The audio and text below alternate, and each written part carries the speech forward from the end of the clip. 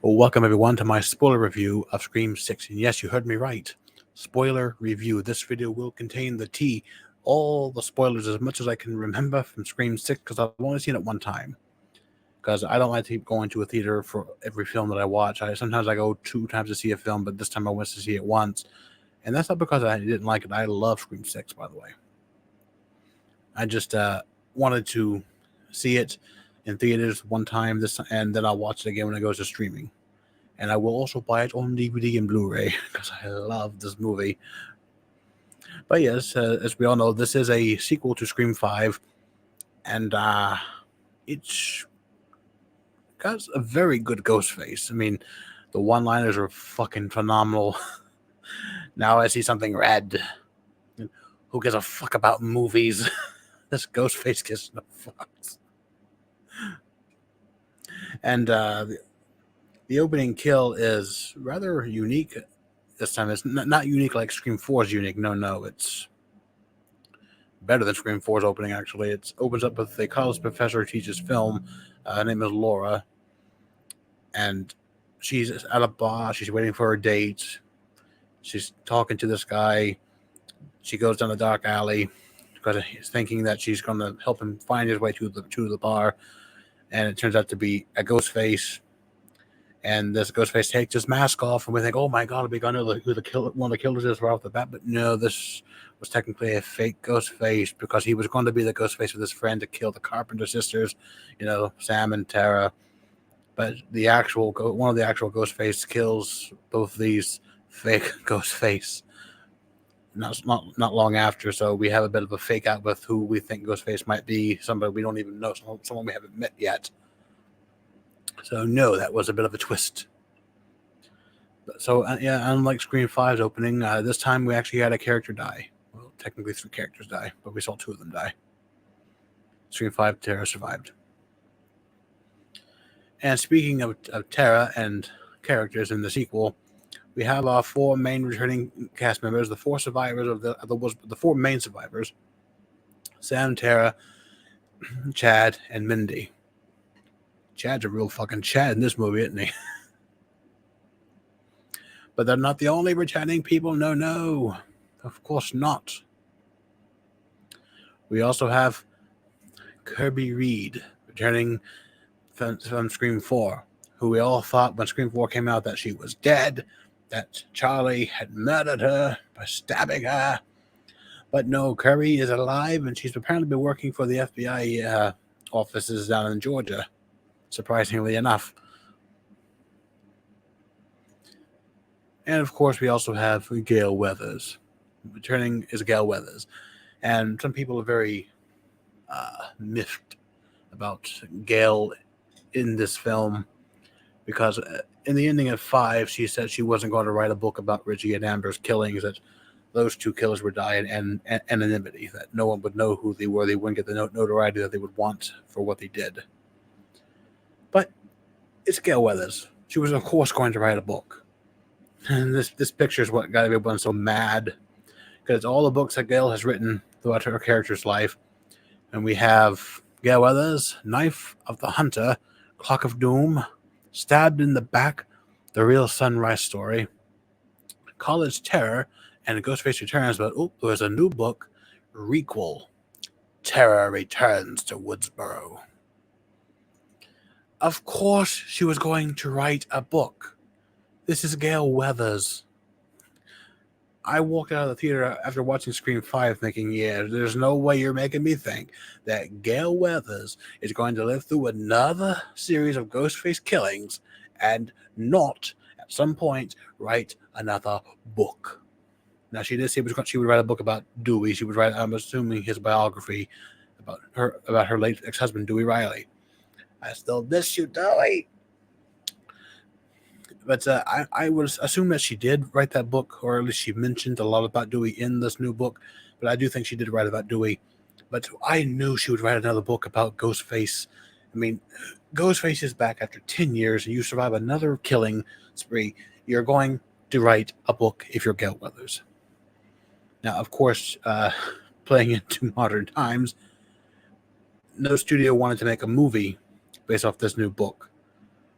it's all about limited streaming series these days, according to Gail. So maybe in Scream 7, there won't be a new Stab movie. There'll be a Stab limited series, Stab the series, a limited streaming series.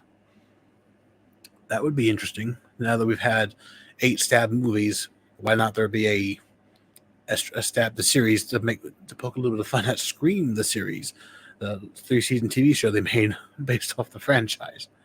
That's the meta content right there, and I would be open to that. And let's talk about Ghostface again. This mask, it's old, it's grungy, it's cracked, it's chipping, it's gorgeous. I hope they start making those masks very soon, because I really want one of the Scream 6 masks. I really do. It would go so nice in my mask collection with other horror movie character masks I own. And that way I have more than just this little cheap Scream 4 mask that I own. It's good, but it's not my favorite. And getting into some new characters at Scream 6. Sam's boyfriend, Danny Brackett. Now, I don't know why, but I like this image of him from his bedroom window when he saw Ghostface across in the other part of the building, and through Quinn's window. I don't know why. I just love his reaction to, oh my God, that's Ghostface and he's gonna kill her. I love that face. I don't know why. It abuses me so much. I love it. And Danny, like I said, he's Sam's boyfriend. Yes, Sam has a boyfriend. Good-looking man. Good choice, Sam. Good choice. And he's seeing Ghostface at this point through the bedroom window of Quinn. She is the daughter of Detective Bailey. He's the detective that was put in charge of the killings up until his daughter's death. And he tries to get he takes out a ladder and tries to get everyone from their building over to his part to try and save them. And Tara gets through, Sam gets through, Mindy gets through after she was stabbed in the arm. Everyone's getting hurt. And Mindy's love interest, her girlfriend, unfortunately doesn't have a good ending. She is stabbed pretty well bad in the stomach, very badly. The doctor brought up a bit, like it was with Dewey, but not nearly as much. She makes it longer than I thought she would after being stabbed. She's the last one to try to get on the ladder, and when she's halfway across the ladder, Ghostface breaks into the bedroom, puts his knife through the windowsill, grabs the ladder, and begins to shake it and bounce it up and down. And Mindy's girlfriend falls to her death. It's a very sad scene, actually. It's emotional. Her character saying, "I don't want to die." And I'm actually heartbroken for this character. She's a fictional character, but I'm heartbroken for her because she is petrified, and she knows her death is coming. She does not want to die, and it's heartbreaking. It made me feel like I felt in Scream 5 when I watched Dewey die. That's how emotional the scene was. It made me feel just as emotional as when Dewey died. And this is the only time we've seen this character in this film. I knew Dewey since Scream 1. It tells you how connected you get to these characters. And again, returning character from previous films, Billy is back. Yes, Billy is back just like he was in Scream 5 through Sam's hallucinations, and is trying to tell her that she has to kill to survive. I love you, Billy, but you are a terrible, terrible father. And the killers. It's a weird. Well, it's not weird. It's probably the first time they've done this. Typically in Scream, you have 2 killers, minus Scream 3, where you only had 1. Roman, the only man to take it all on his own. Scream 6, we have not 1 killer, not 2 killers, Now, if you want to be technical, there's 5 killers. Because there's the guy from the beginning who we thought was going to be Ghostface, but he wasn't. There's the main killers, and then there's Sab at the end.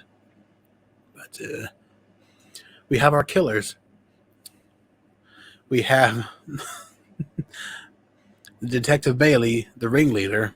We have our 4 main characters, one of the newest friends, Ethan Landry, as one of the killers, who continuously throughout the film said he was innocent, that he had nothing to do with anything, that he was here when he was really over there.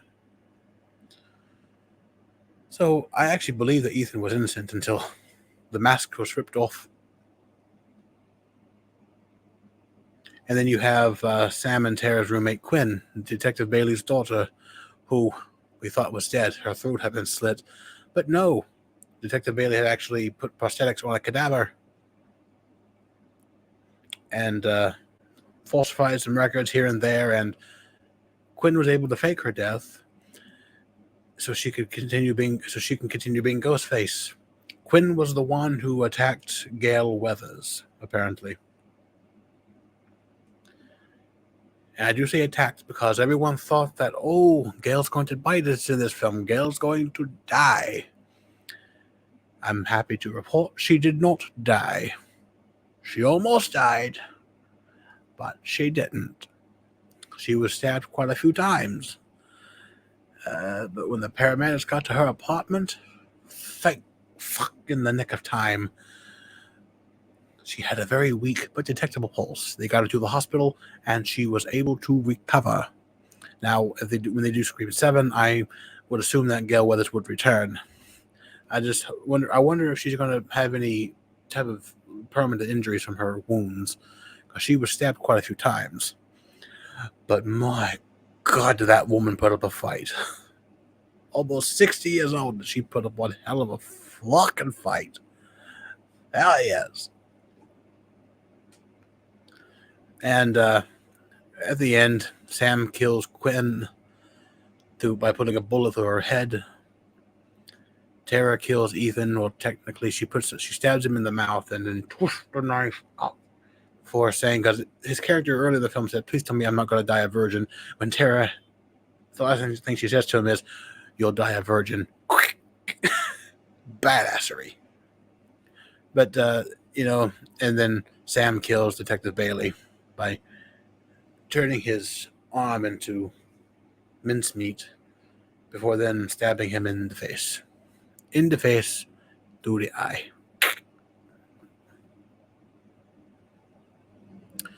But, sometimes the killer has to come out for one last scare.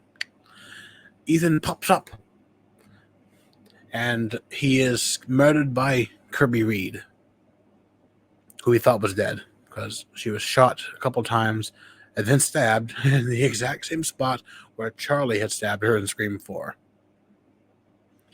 Because I have to mention this, Kirby, at the end, the film wants you to think Kirby's one of the killers. They do.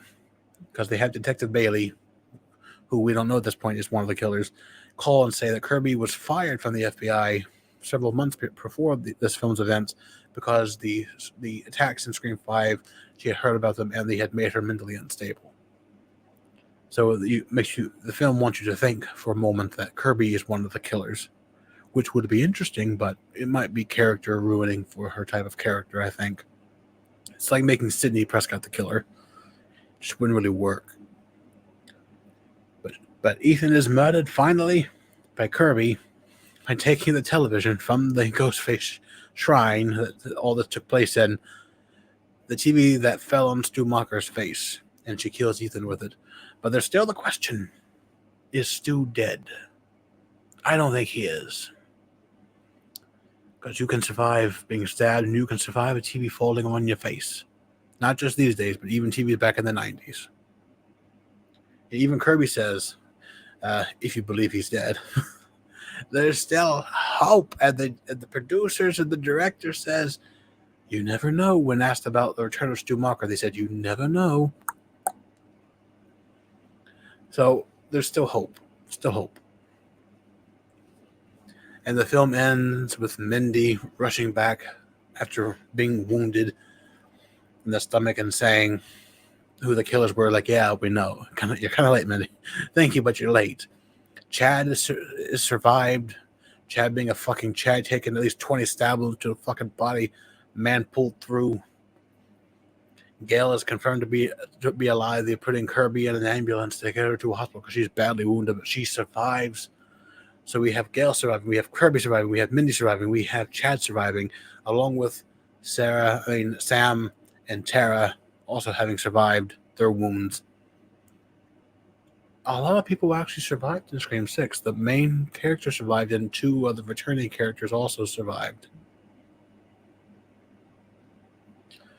There could be quite a cast lineup for Scream 7, and it should also go without saying that there was no Neve Campbell. There was no Neve Campbell in the film. She did not appear in the film. To all the rumors saying that she would have a cameo in the film, she did not. She is mentioned in the film. They do mention Sidney Prescott. Gail had called her off screen, and she had told Gail that she would not be coming. That her and Mark and the children would all be going into hiding until this new round all blew over. Now, they have said that Neve Campbell is welcome back for Scream 7. I hope that they finally pay this woman what she's worth, so she will be back in Scream 7. Because Scream 7, I think, is where you could end the franchise. And the last film also features Sidney Prescott. Give her a bigger role than what she had in 5. Let her team up with these people and take down one last batch of ghost faces. And let's send this franchise off on a high note.